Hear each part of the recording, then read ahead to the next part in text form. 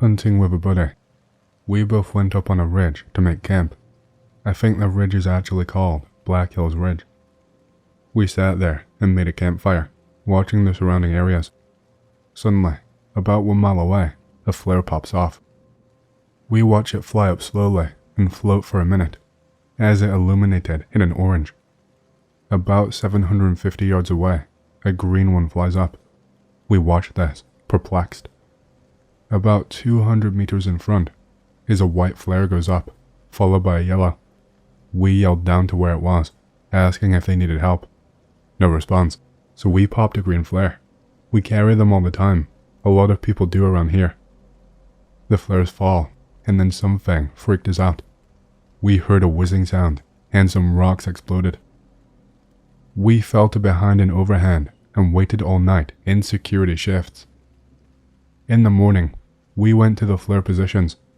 In one, we found 12 spent casings of 270 and one in 45 ACP. In another, a fire pit and rucksack. In the third, one single magazine from what I assume was a PSL and no casings. The third was only a fire and the spent case from the flare. I think that some people were hunting one another. I think player 4 won. I found nothing indicating he lost or won, but I'm assuming he actually used a bow, as I only found 3 ammunition types. Human hunters are people whom gather in groups and hunt one another. The largest I have ever heard of was 42 people in 7 teams. Apparently, 34 people died. They used flares to designate the start, and, sadly, the flare colors they used were colors for lost, orange, medical attention needed, red, fire warning, yellow, and a response, green. My fucking face when this fucking thread. I am a sheriff in Oregon, near Mulher Lake. We've had 2 reports of manhunting. The first time, I was 2 miles away from Ruby Ridge. There were reports of flares, gunfire, and yelling. Me thinking, it's a redneck shootout. I go in with M16A1. Fuck yeah, Vietnam patrol rifle. 210 rounds, 223. Colt 1911 with 60 rounds. After the Gulf, I am anal about possible combat situations. It started as a rumor around here 7 years ago when I was a junior in high school. A senior told us that the woods we often go in has seen a large number of disappearances in recent time, his older brother included, and to be careful. 6 months later, 2 bodies were found with a crossbow bolt through one's chest, in the heart, and the other was found with a bullet in the skull. They had armbands with black and white in each of them, and they were well camouflaged. One was ID'd as the senior's older brother. He was round with an SK's carbine, bayonet fixed, with 1 round in the chamber, 3 missing from the magazine. Reports found blood on the bayonet. The other was ID'd as a man from Oklahoma. He was found with a WASR with an empty chamber and a full magazine in his hand. He also had an empty airsoft canister of 2,000 BBs with a wick inside it. It was filled with 6 ounces of gunpowder, 15 small nails, and 200 steel BBs. It was a very crude frag grenade. The bullet turned out to be a .30-40 from a Krag rifle. So, backup is 14 miles away, and sitting near a cop car is not the brightest idea. I go in now. All the commotion was the previous night at 10, so just now I go out because the guy who called it in was scared after hearing all of this and called again. Near a stream, I found a rucksack with 2 AK mags, gauze, 12 ounces of booze, 2 bottles of water, and a pack of reds. First red flag. Then I saw 3 sets of footprints lead through a trail. They looked a day old. They led to a campsite that was still warm. At the camp, I found 5 243 shell casings, 8 9mm casings, a 26.5 orange flare, a flare casing, and a sign of a scuffle. Dirt kicked around like a fist fight. At the top of Ruby Ridge, I found a bloodied rag, 6 308 shell casings that looked like they'd been through a G3, and a note on a piece of lined paper that said, "I won" in caps and horizontally. Finding all this in 30 minutes, and the fact that the fire was still warm, I was in DEFCON 1. When 5 other guys got there, we had detectives show up. Everybody knew what happened. The most dangerous game had just been played. To this day, the winner is still at large. The second time was the same motherfucking place when we got the call. It was from an anonymous caller at 11 PM.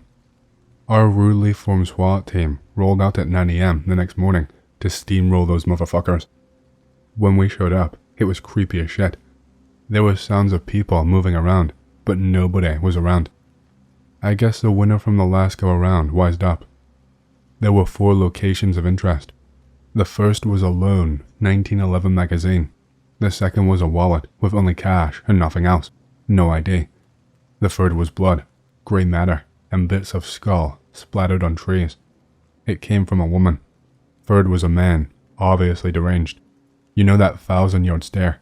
He was just walking around with a 1911 when we asked him if he was alright. He raised the handgun and we lit him up. The last one was the most chilling piece. There was another piece of paper next to an AR-15 mag. It read, "The answers lie with the speared man." This was the last sporting event. Goodbye. To this day, I have never trusted the woods here in Oregon. From what I understand, some people are willing participants, hence the signal flares to set off the beginning of the match. It almost seemed like the first one was a coordinated consenting deathmatch. The second one was just plain weirder. We think that the woman was collateral damage. Who knows who else died if most of the bodies were not found. Posting here because Kay told me to take this to X. Don't know why everyone seems to think this is some spoofs or fake internet shit, but maybe it's just because I'm an old poster and it seems more normal to me. After Fight Club came out, people started real fight clubs, and no one acts like that is some satanic cult mystery, so don't know why the same should apply to something that probably just got started after the most dangerous game came out. Anyway, though none of this is new, I remember reading back in the day Usernet topics on the hunting forum, or threads on the off-topic category of Free Republic that described all of this. People talking about seeing strange colored flares on ridgetops and gunfire going off throughout the night while out roughing it somewhere far off the trail, or having someone shoot up their campsite only for the shooter to arrive wearing some weird colored armband and apologizing when they realized that the person was not part of the game. You even used to hear about this stuff from time to time IRL at hunting meetups or gun clubs. I would pretty frequently attend meetups for certain types of hunting communities during the late 90s. Bait hunting, call hunting, nesting, etc. Every subset has its own conventions and groups devoted to them. Of course, you also had your weirdos who were more interested in using the meetups for their own agenda rather than to hunt.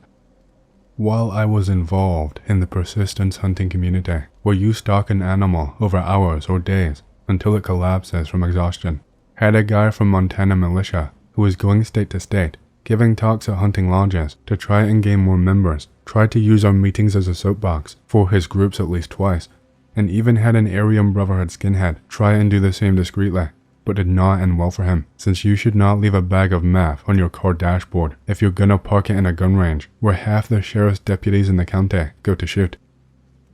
Buddy introduced me to a girl named Rebecca he met from his bow hunting. She was middle-aged, well-dressed, and in terms of book smarts, things like the migratory patterns of birds or what sounds you make to get a fox out of its burrow. She knew more than anyone else I had ever met.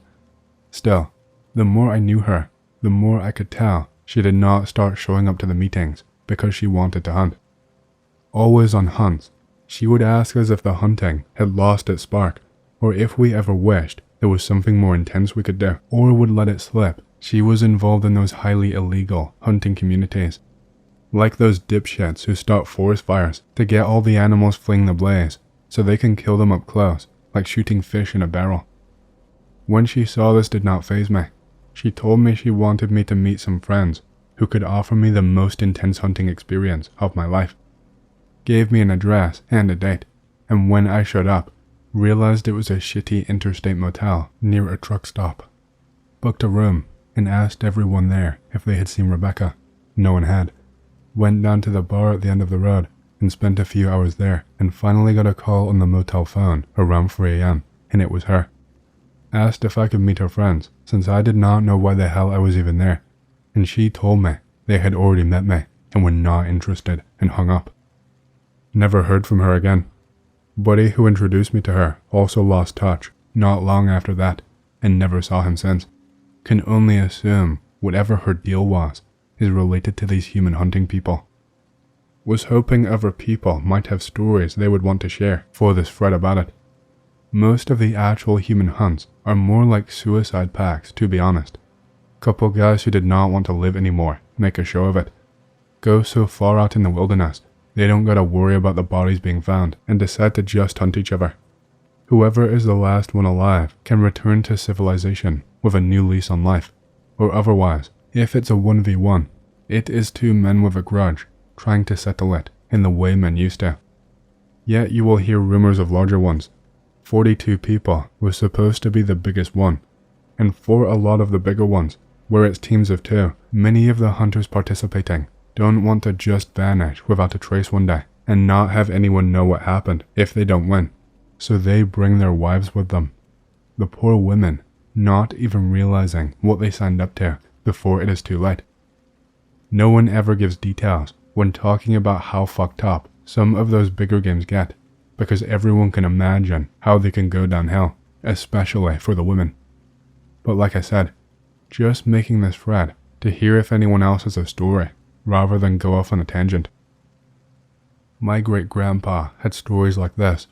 Lived in a pretty rough place, a small industrial town with farmland to the north, and just wilderness to the south. Said it was not uncommon for 2 guys with beef, mostly related to property rights, accusations of theft, arguments over women, etc., to just wander out into the woods, and only one comes back. I always loved hearing his stories, because my mom would just nervously tell me he was just telling tall tales, in a tone that said she did not appreciate her son being told these things, lol. Weird that you mention colored flares. I am friends with the local sheriff, and one evening, while I was bullshitting with him and some deputies in a bar, they talked very briefly about weird reports over the years, coming in mostly from campers or teens out fucking around, about lights or flares in the woods, way out there.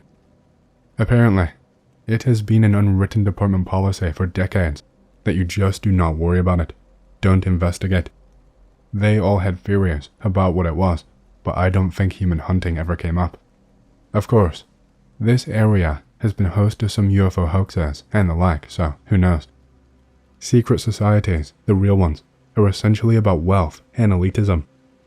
While it is true that UVA isn't as academically selective as the Ivy League schools, it has a very long history, and was designed and founded by Thomas Jefferson. To this day, and ever more so before, attracts some of the wealthiest scions of the South, and the entire campus is riddled with society symbols and icons. Most of them are social or service societies. I have several friends who were IMPs, and my wife is a Raven, which isn't particularly secret. Another good friend was an Eli Banana, which requires getting beaten nearly to death to get in, making it a rich gang, more or less. The Sevens, the Z's, and maybe the Purple Shadows are the only real mysterious ones. I have no doubt that the Sevens belong to other societies, and are among the wealthier people in America. All I can tell you is that my friend was taken to the hospital on the night of his initiation with 4 cracked ribs, a broken jaw, and countless other bruises and contusions. He was among the toughest guys I have ever met, and he spent time in a bad Georgia juvie with murderers and stuff like that before cleaning up his act and getting into UVA. He could also drink to the point of death without throwing up or falling down, which is/was, apparently, another unspoken requirement. Also interesting to note is that he was among the poorer kids at UVA. Another initiate nearly lost his eye that night. What is somewhat strange about it is that you never hear this aspect of the Eli Bananas discussed, his descriptions about them. Very Fight Club. Hey, I hope you've enjoyed the story so far. If you do and you want to hear more, please leave a like and subscribe to my channel, and leave a comment down below, as it lets the algorithm know that you like my content and it promotes it to more people. My goal for the channel is to hit 50,000 subscribers, and we're closing in fast, so thank you, and back to the stories. First off, I am not a rugged outdoorsman, and neither are any of my friends, but we all generally like the outdoors. Second, pardon my English, it is not the best. And last, this is not a Skinwalker story, but I think it fits in a too spoopified me thread. Last summer, around July of 2014, my buddies and I planned a camping trip to Minnesota around Lake Vermilion. I have family who own land up there, so it seemed like a good place to visit for us to plink and camp. In total, there was 4 of us. Let's call them Sam, Chad, and Tim for the sake of the story. I had a 1022 TD and a 9mm BHP. Sam had a Weatherby Vanguard in 3006. Chad had a Savage MK2 in 22 LR and an LC9, and Tim borrowed Sam's Weatherby PA08 12G. The day we arrived, we parked the truck at the marina and took the boat and went fishing and caught enough food for shore lunch while Sam surveyed spots to tie off the boat and make camp. Well, to speed up the story, we killed the rest of the day and around 7 PM decided to be brave little adventurers. So we tied off to a tree and covered the boat to hide it. We really did not think things through. Someone could have probably stolen the boat, but whatever. Sam and Chad had found a clearing overlooking a large area of the woods that was situated on a large hill with a steep cliffside. We decided to make camp on the edge and watch the sunset. 'Cause I enjoy nature's beauty, okay? Don't judge me. We were all heating up our food on a little propane grill looking thing at around 10ish. Now, this is where shit started to go down. Off in the distance, we saw a yellow flare, which, as I was led to believe, meant a fire warning. This was odd, because we could not see a fire from our relative vantage point. Then we saw an orange flare, which means lost, so we planned to go toward the area, thinking someone was just lost and needed help, and was just using whatever flares they had.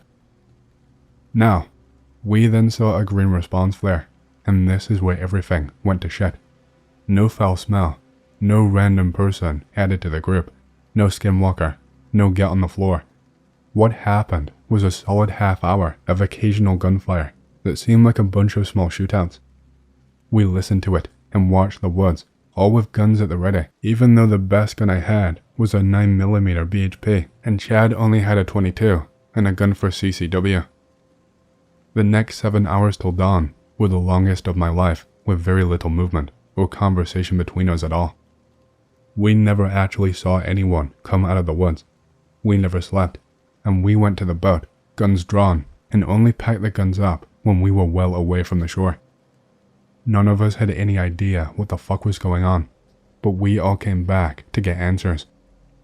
2 days later, at around 10 AM, same guns, with the exception of me bringing my own PA08 and Chad bringing the same 870.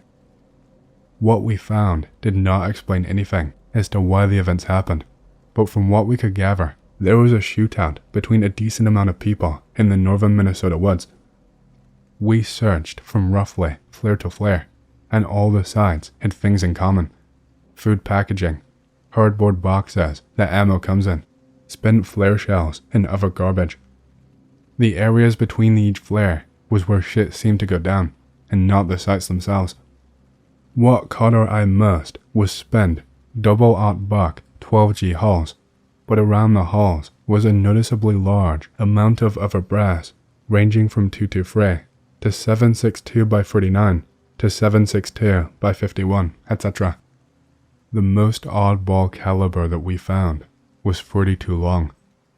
I found around 30 rounds of that and still have it all. Along with the spent brass were rags or ripped clothes, and throughout the area was just random stuff strewn around every 15 or so yards. We left and never really figured out what really happened or even why. I'm sorry that there was no spoopy bad guy or anything really exciting, but this is just something I chalk up to people killing each other in the woods. Okay, I think my older brother, I am 22, he is 24, is playing the most dangerous game. Earlier tonight, a few hours ago, I came out to the garage where we keep our computers. He had heavy boots on and darker clothing and was loading up some magazines after answering his phone. I'm headed out. Where to? Don't worry about it. Where are you going that involves your pistol? I got a job to do. Silence. You going to rough someone up? Nope, he says, with a smile. Rule number 2 of a gunfight. Bring your friends, and their guns too. Next time, bro, next time. He headed out to his car, and I followed him out. He locked the door, so I could not get in with him. I knocked on the door, and had him roll down the window. If you really want to help, go grab my cigs. Dude, if you're going somewhere, and you know you're going to get into a gunfight, at least bring my shotgun along. Okay. I loaded up my shotgun, and grabbed his smokes for him. Wherever you are headed, man, come back alive. I don't want to see your ass dead on the news. I ain't dying tonight. Call me tomorrow morning if you're worried. I should have enough cash to get this piece of shit fixed up. You've done this before, huh? I haven't gotten a call in 7 months. I will bring you next time though. What the fuck could he be doing? He has never done anything criminal, and I have been with him practically 24/7 forever. He does not do drugs. I'm the smoker in the family, and has no immediate need to rob a bank or anything, much less the equipment. My guess is a game of human hunting. It's really all I can come up with. I have been racking my brain for hours trying to figure out something, but it is my best answer. In a woods with Buddy. 2-week backpacking trip in the woods behind my house. Pack all the essentials: food, gear, guns. Bring decent firepower, because ran into a bear last time. I have an M14 and an M1911. Buddy has SKS. Hike for about 5 kilometers, then take break to eat, shit, etc. Buddy is unpacking food from bags when I go off to take a shit. Walk a little ways out behind some trees. Staring at the ground while shitting. Notice heel print from some sort of boot. Weird. People don't usually hike out here. Tell Buddy about it. We make a few jokes about someone stalking us and forget all about it. We pack our shit and move on. Hike roughly 2.5 to 3 kilometers deeper into the woods. It is starting to get dark, so we decide to make camp for the night. Set up sleeping bags near a fucking giant redwood. Buddy starts making dinner while I set up camp. We have a generally good time, eat, drink a few beers until we go to sleep. In retrospect, we should have put out the fire before we went to sleep, but we were buzzed and not quite thinking straight. Wake up around 2 a.m. and realize that the fire was still going. Crawl out of sleeping bag and put it out. I sit on my bag for a few minutes, letting my eyes adjust to the darkness, and I start to see something in the distance. I can see a red glowing light through the trees. It takes me a few seconds to realize it is a flare. The thought of the boot print comes back to me, and I wake my friend to show him. He says that it is probably just a lost hiker and that we should pop one of our flares. I take out a flare and light it off. Not a minute later, another flare lights closer to our camp, but in the opposite direction. Another, and another. Soon, there is a total of 5 flares of varying intensity and direction. Then, all at once, white flares light off next to the red ones. Me and my friend are tactically shitting ourselves at this point. We start to discuss what to do when we hear a loud whiz crack. Bark showers us from the redwood behind us and is shortly followed by 2 more shots. I grab 1911 from holster and mag dump in the direction I thought that the shots came from. We grab our guns and tactically get the fuck out of there. Fast forward a week. We hike back out to the spot where we left our gear to check if it is still there. Sleeping bags are tossed aside. Buddy has strips cut out from his. All of our shit from our bags is thrown around. All my extra 7.62 ammo is gone. Notice blood on Buddy's sleeping bag. Get the fuck out. Call cops once back at home. Officer informs us that there have been calls about human hunters in the area. Could have fucking died. Still hike out there regularly. Nothing since. I have a similar hunting horror story, and it's not about skinwalkers either. Hunting with my brother and cousin in Washington, a few miles from the Canadian border. All of us loaded with rifles, 2 ARs and an AK, pistols, all Glocks, a crossbow, flares, radios, etc. We were hunting, but in the likely event we don't find anything, we were going to have a good old-fashioned turkey shoot. 3 of us huddled in a little hutch we made, sitting in silence and watching for deer. Gets boring. I start to doze off. Brother wakes me up, says something weird is going on. I see a green flare in the sky and watch it fall. I think somebody is hurt and signaling for help. Start to get out gear for a rescue op when both of them stop me. A second red flare shoots off some 100 yards away from the green one. They both said this is the second time it happened and we're planning to go and check it out when the third flare, the one I saw, went off. Something just did not seem right, so we choose to wait it out. Sun is starting to set. It was the start of fall, so it got dark fast. We are discussing what to do next when we start to hear the gunshots. They were rifle shots, I could tell that much, and it was coming from the flare location. Nobody fucking moves. We hear the gunfight go on for maybe 15 minutes. Swear, I heard a scream as well. Then nothing. Complete silence for the rest of the night. First light, we go to leave. My cousin wants to check it out. What the fuck, are you serious? We do it anyway, but keep a distance. Stay on our side of the riverbank and use binoculars to see the area from 200 yards away. Can faintly see bullet-riddled trees, but that is it. We get the fuck out and never go back to that area again. I always assumed it was drug dealers. People worry about the Mexican border, but that shit happens up north too. Now I wonder if it was something else.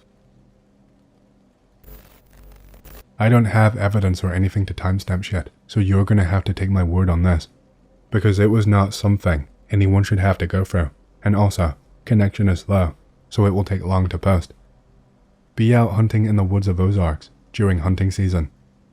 Been doing this for quite some time, since it means I don't have to go buy meat for large sums of money, when I can hunt and get large packs of meat for free. Deep in the woods, because could not find any deer, so had to move deeper to get a higher chance of finding a deer. Noticed another hunter, since he was wearing camouflage and has a hunting rifle, so did not pay much mind, but kept my distance because somehow something felt off about this guy. Made some distance before settling down and setting up my small spot to wait for any deer to come by.